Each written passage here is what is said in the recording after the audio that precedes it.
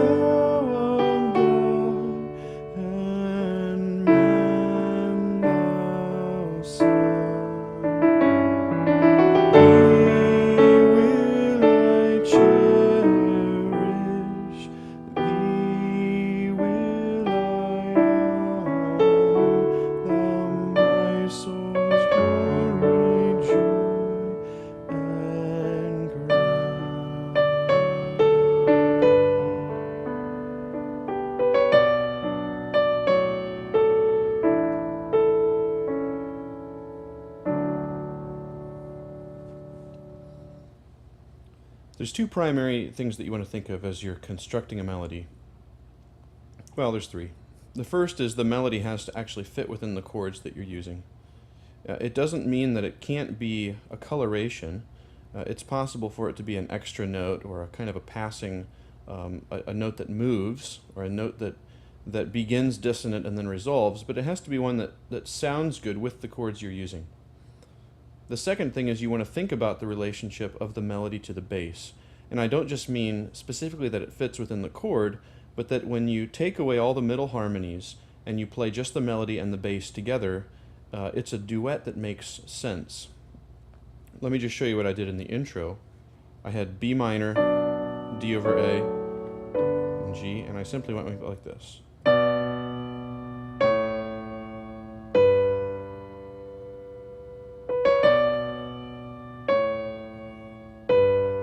Then E minor 7, A sus, D, and then G, A, D. Again, G, A, D.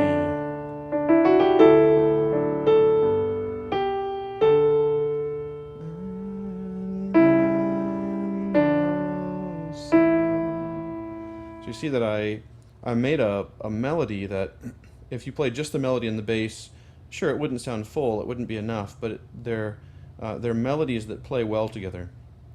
You want to generally avoid, well, you certainly want to avoid a melody that simply always doubles the bass. For example, if I were to start out, B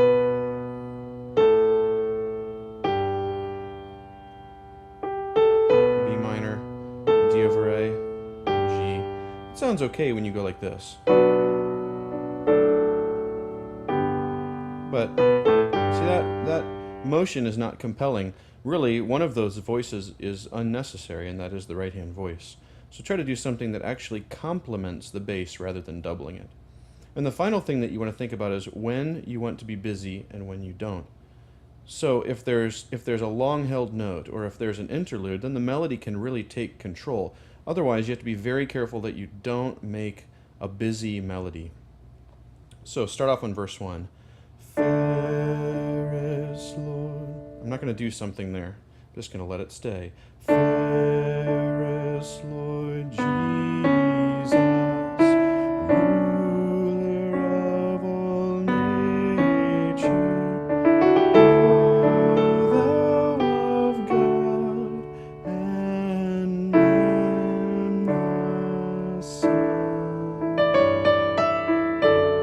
So see there, I had kind of a breath. I had a pause in the music, and so I took it away. And the Son, thee will I cherish,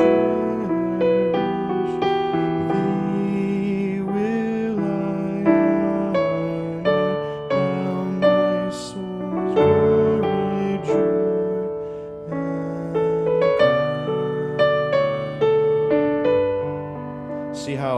See how as the verse ended and the interlude came, I want to have an interlude that is melodically driven.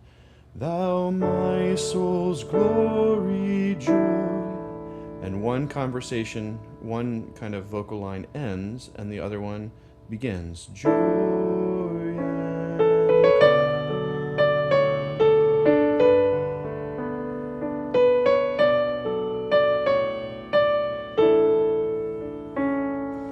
now in verse 2, maybe I could go a little more complex.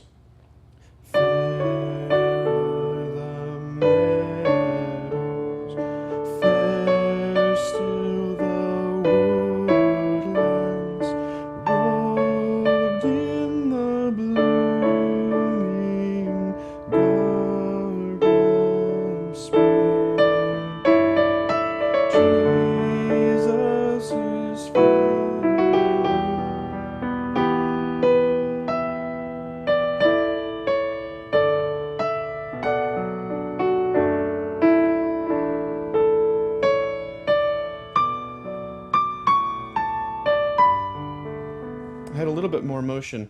You also noticed that when I did something melodically that was interesting, I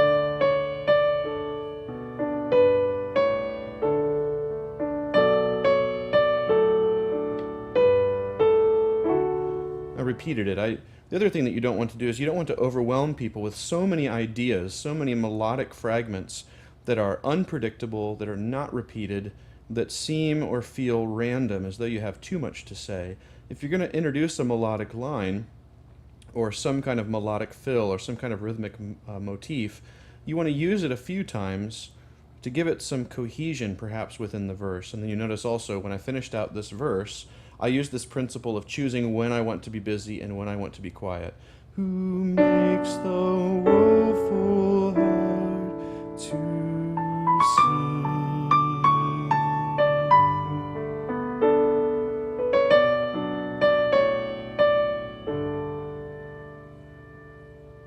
So those are some basic principles of melody. Again, to recap, your melody has to work within the chords you're playing. It has to be harmonically agreeable. 2, you want to construct a melody that specifically works well with the bass, as if it's two complementary conversations. Not a melody that exactly doubles the bass, but one that works well with it.